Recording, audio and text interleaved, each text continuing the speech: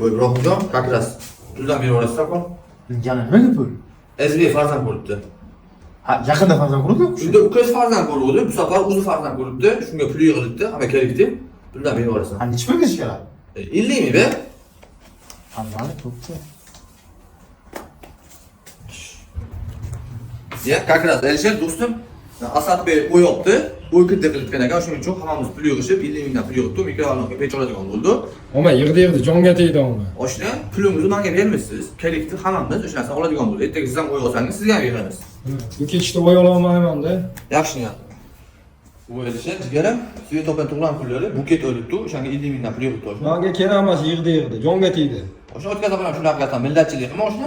Hech qanaqa millatchilik yo'q. Tug'ilgan kunim yo'q meni. Kerak emas, bo'ldi.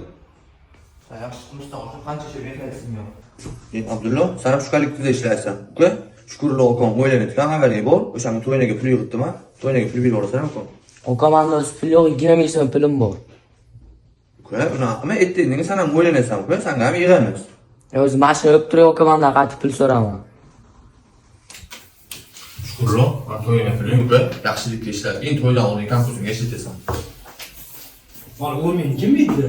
U o'rmeni do'konchi Abdullo berdi.